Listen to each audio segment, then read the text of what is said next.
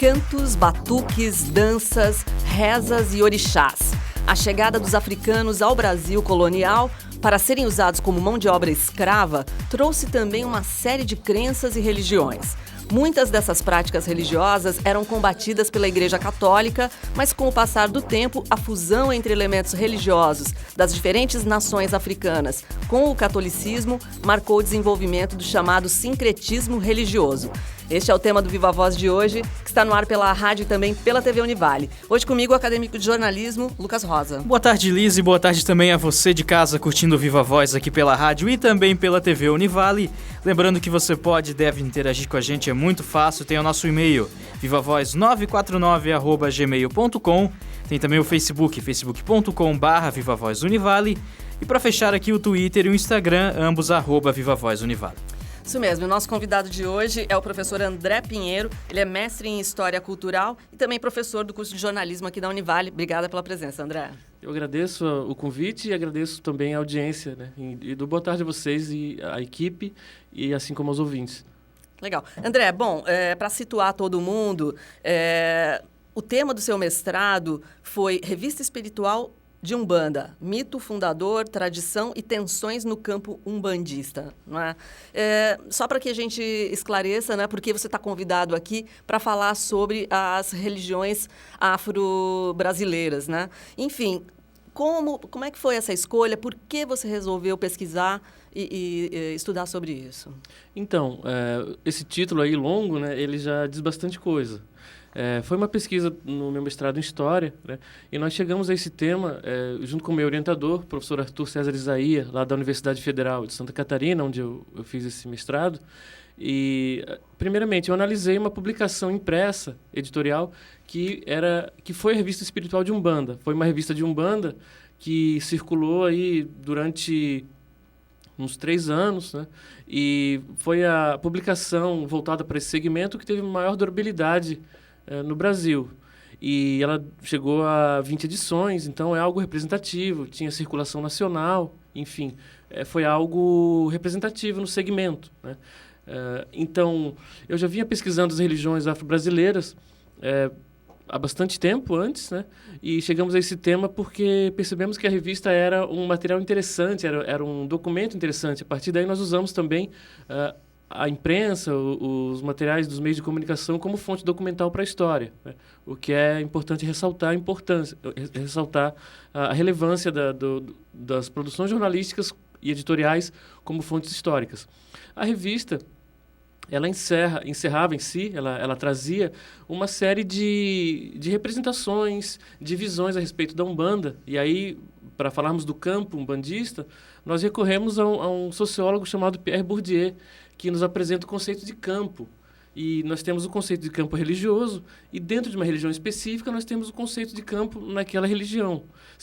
O campo seria uma espécie de espaço simbólico, onde diferentes personagens, diferentes atores, diferentes ideias duelam por uma supremacia. Essa supremacia seria como se fosse no mercado, mas não seria um mercado financeiro, seria um mercado de bens simbólicos, um mercado de capital simbólico.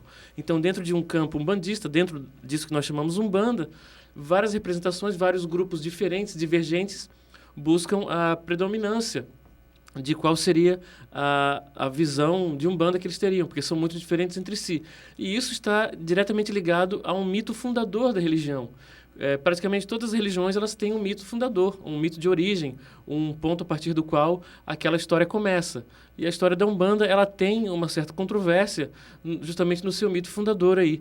Então, a partir da revista, nós procuramos mapear algumas representações e questionar alguns mitos fundadores que hoje são hegemônicos, questionar o que eles têm realmente de consistência. Então, esse foi, rapidamente falando, foi o enfoque da pesquisa. Uhum. Eu já vou aproveitar então, quais foram os resultados? Eles eram o que tu esperava, tu chegasse a se surpreender, enfim, o que gerou de resultado a tua pesquisa?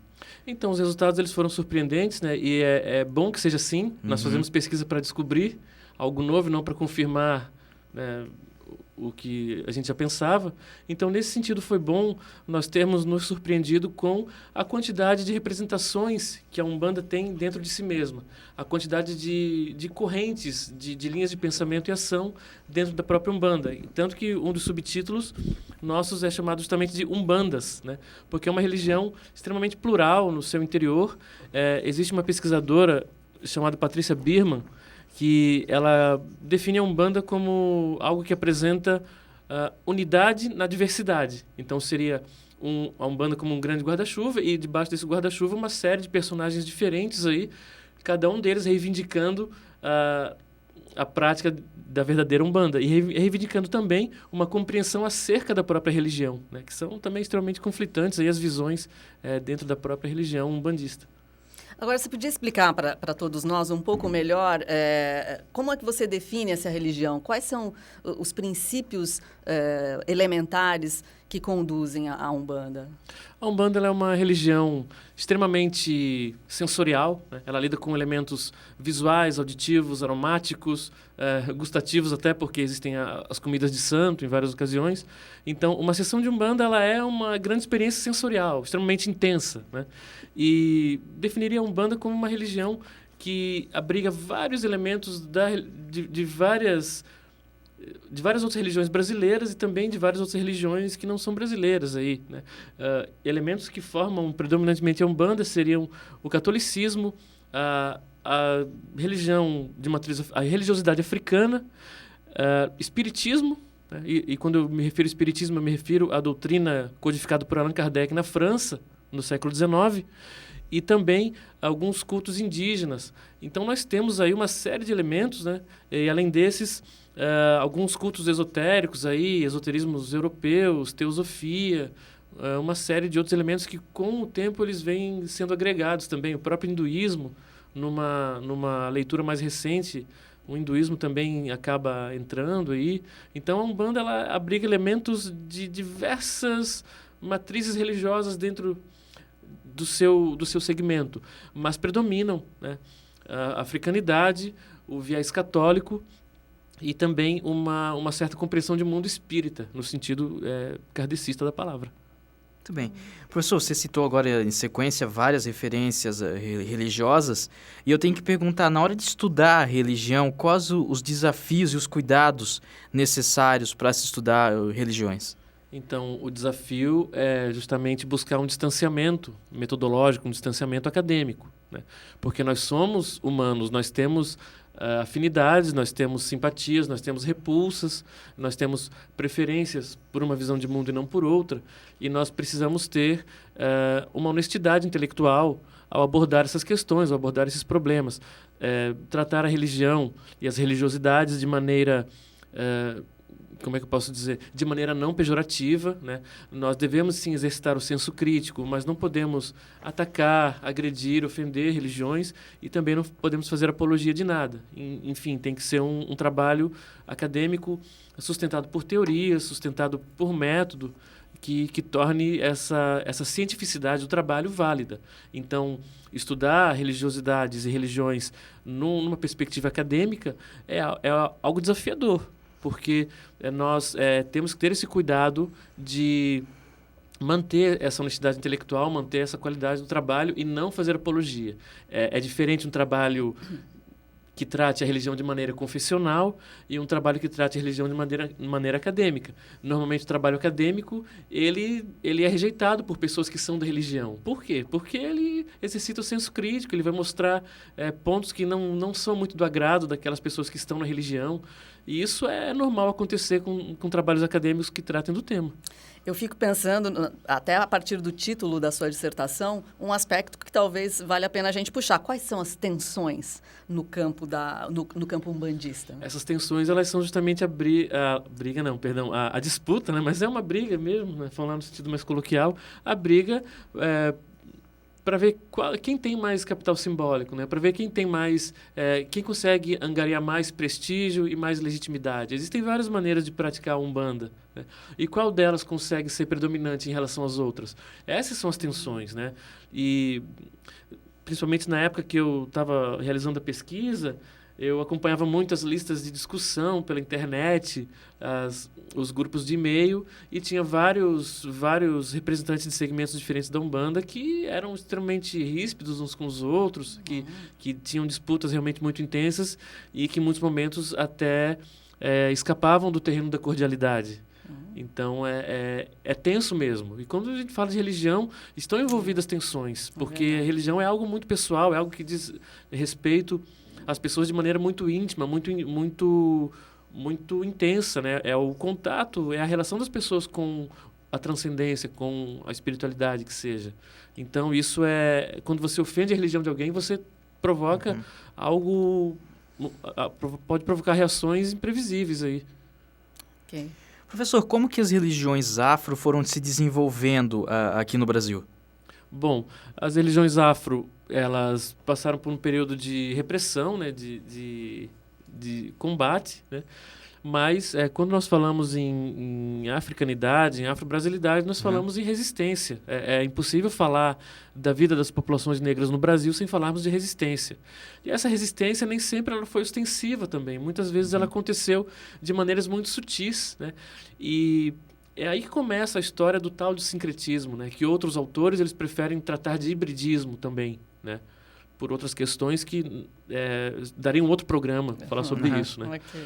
Então, no sentido da resistência, essas práticas religiosas, primeiramente de maneira muito secreta, elas foram permanecendo, elas foram sendo transmitidas de geração a geração, até que, em determinado momento, século XVIII, século XIX, elas conseguiram ir conquistando mais o seu espaço de maneira mais ostensiva, de maneira mais declarada, né? E aí nós temos os candomblés, né? E depois, nos finais do século XIX, um outro hibridismo, um outro sincretismo que vai dar origem à Umbanda no século XX. A Umbanda é uma religião que surge realmente na transição do século XIX para o século XX no Brasil. A Umbanda ela é uma religião brasileira, gestada e nascida aqui em solo brasileiro. Bacana observar isso. André, dentro dessa sua visão, da sua pesquisa, enfim, como você avalia o impacto dessas religiões afro na cultura, na sociedade brasileira, né? É um impacto muito grande que vem enriquecer muito a nossa sociedade, vem enriquecer muito, principalmente as nossas produções artísticas, né? Eu sou autor de um radiodocumentário chamado Saravá Som, né? O sagrado e o profano nas músicas de terreiro, no qual eu faço uma ligação entre a MPB e a música de terreiro, né? O próprio samba nasceu nos terreiros, né, da Tia Ciata, no Rio de Janeiro, e por conta disso o próprio samba vem se alimentando muito das temáticas de religiões afro-brasileiras, assim como outros segmentos da MPB tradicional, o hip hop. O rock também tem algumas citações e referências aí, e é engraçado, é curioso a gente perceber que existe também o lado contrário, né? Algumas composições que foram feitas a princípio para o mercado profano, para o mercado não religioso, o mercado da indústria fonográfica, elas são cantadas em terreiro algumas vezes, né? Eu já vi, por exemplo, Jorge da Capadócia, do Jorge Ben, sendo cantada em terreiro. Eu já vi Canto das Três Raças, gravado pela Clara Nunes, sendo também cantada em terreiro. Então, de certa maneira, uma retroalimentação, aí, um ciclo que vai e volta e estabelece uma relação interessante, né? Então, a Umbanda e a música popular brasileira, elas têm algo assim, tem um entrelaçamento muito interessante aí que merece ser objeto de pesquisas mais elaboradas, mais desenvolvidas, né? É uma bola que está quicando aí para os pesquisadores interessados também, né? A gente tem várias referências em artes plásticas, né? A gente teve o Caribé, né? Aquele artista plástico nordestino que tem ilustrações belíssimas de orixás, e inclusive um dos livros do Pierre Verger tem as ilustrações dele, né? Um livro maravilhoso também. Então, romances, né? A gente tem uma série de produções aí. O próprio cinema brasileiro tem filmes que são marcos aí dos anos 70, como O Amuleto de Ogum, do Nelson Pereira dos Santos. Um outro filme chamado Prova de Fogo. Aliás, o Prova de Fogo ele é inspirado no livro da antropóloga Ivone Magui, né? Um livro chamado Guerra de Orixá, e acabou sendo vertido para o cinema. O próprio Mazzaropi, com o Jeca Macumbeiro, faz uma leitura, embora uma leitura cômica, também das religiões afro-brasileiras. Então, a gente tem uma influência muito grande nas expressões que a gente usa, na nossa fala, enfim, também. Parte gastronômica, né, André? Maravilhosa essa parte. Essa parte, vamos deixar para falar dessa parte depois do intervalo? A gente volta já a conversar com o professor André Pinheiro. Estamos falando sobre as religiões afro-brasileiras.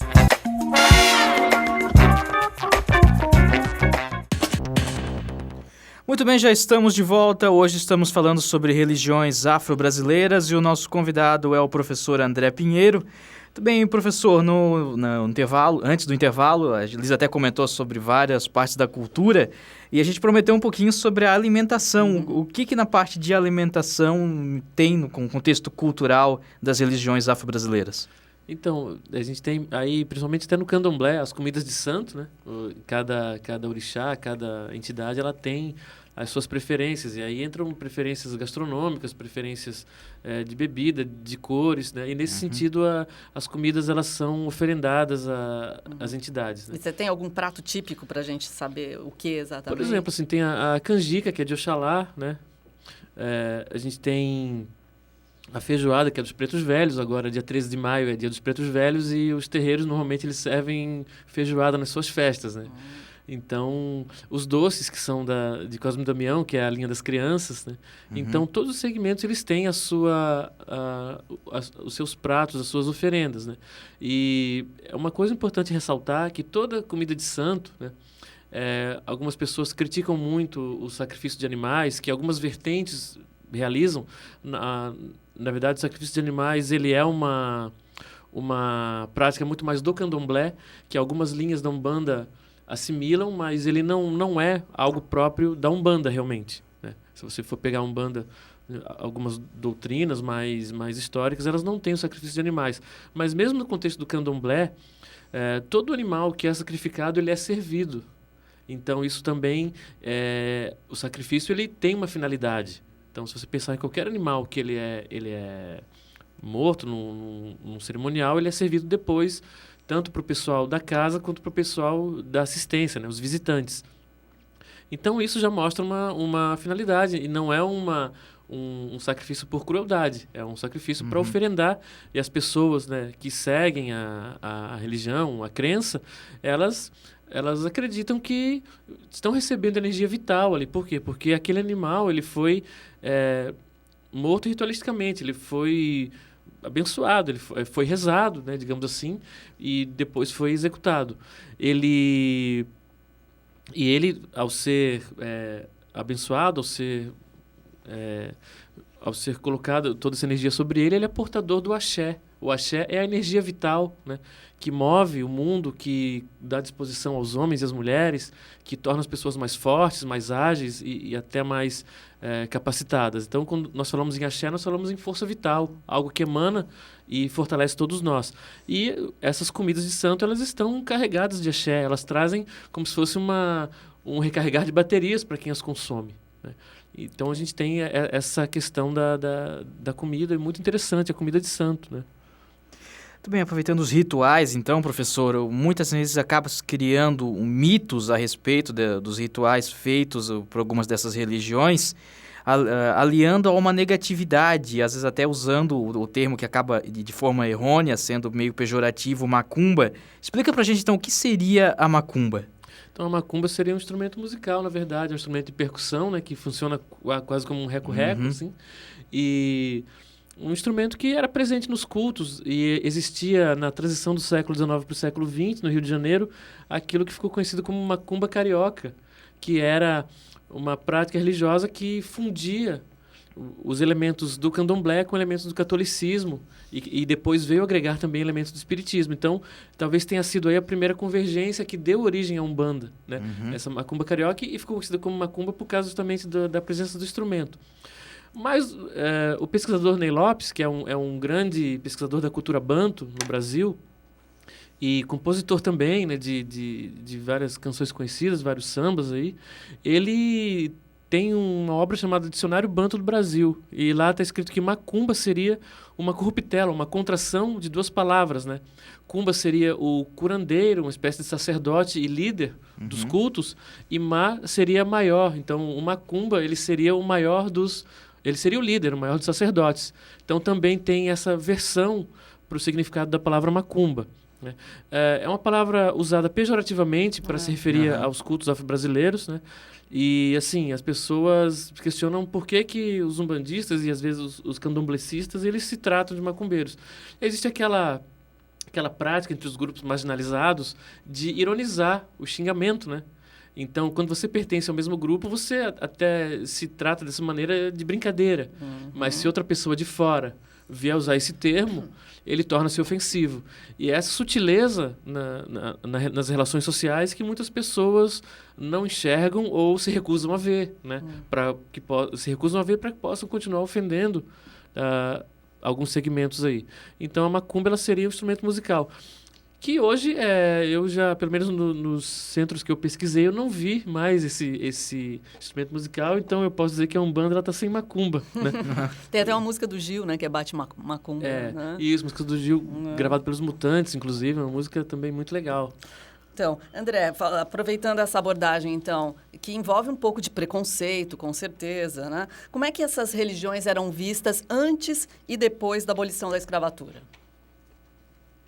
Então, é interessante notar que, com o advento da República também no Brasil, o catolicismo vai deixar de ser religião oficial, né? E isso, não a curto prazo, mas a longo prazo, traz uma série de mudanças. Ele permite realmente a existência de um campo religioso brasileiro. Nesse campo religioso brasileiro, né, a Umbanda ela vai ganhando os espaços urbanos, e principalmente os espaços urbanos dos bairros periféricos, né, das favelas, dos bairros periféricos, e a partir daí ela vai ganhando visibilidade também, né? E é interessante notar que a Umbanda muitas vezes ela usa o termo espiritismo para se referir a si mesma, por uma questão muito simples, né? Porque é só pesquisar um pouco a história do Brasil e ver que o espiritismo ele tem uma aceitação social muito mais fácil, porque chegando no Brasil ele foi logo bem recebido por profissionais liberais, por médicos, advogados, por pessoas que protagonizavam o cenário político, né? Então o espiritismo ele foi absorvido, ele encontrou uma aceitação social muito mais rapidamente, assim. E para conseguir quebrar um pouco o preconceito, a Umbanda procurou, numa estratégia de resistência também, procurou se apropriar do nome espiritismo para escapar um pouco desses ataques aí. Por exemplo, e quando eu falo ataques, são ataques mesmo. Em 2008 eu tive a oportunidade de entrevistar o senhor Altamiro José Pereira, né, conhecido como Pai Altamiro, já falecido, que na época estava completando 50 anos como Babalorixá, como pai de santo. Ele era, na época, o mais antigo líder umbandista em atividade em Santa Catarina. E ele me relatava a respeito de como aconteciam as sessões de Umbanda na primeira metade do século XX aqui em Itajaí, e muitas vezes, segundo ele, as sessões elas tinham que ser interrompidas por causa das pedradas que o centro recebia, por causa da agressividade, da hostilidade de outros segmentos aí, né? Que eu não vou citar quais são, mas vocês sabem quem são, né? Então, é uma história de preconceito, de enfrentamento de hostilidades muito grandes. Recentemente, a gente teve também notícias aí de terreiros sendo depredados, inclusive em Santa Catarina. Há alguns anos aconteceu em Jaraguá do Sul, né? A gente tem no Brasil uma lei de 2007 que institui o 21 de janeiro como Dia Nacional de Luta contra a Intolerância Religiosa. E essa data ela é marcada justamente por um episódio de hostilidade de pessoas da Igreja Universal contra uma Ialorixá do Candomblé, né, que veio a falecer em virtude da hostilidade que sofreu. Então, ainda hoje, o preconceito, as tensões, né, retomando a questão das tensões, elas existem, elas estão muito presentes na nossa sociedade, muito por falta de conhecimento também, né? Nós costumamos temer aquilo que não conhecemos, nós costumamos colocar o mal naquilo que é o desconhecido. E muitas vezes o mal não está lá, o mal está em nós mesmos, porque colocamos, né? Perfeito. Temos tempo ainda, Elisa? Sim, sim. Temos, vamos lá. então. Aproveitando já que a Elisa mencionou então a abolição da escravatura, enquanto eu pesquisei o programa, eu encontrei algo muito curioso, que a cultura negra não comemora essa data. Por que isso, professor? Então, de certa maneira, não é que não comemora. A data, ela existe, né? Nós não podemos ignorar, né?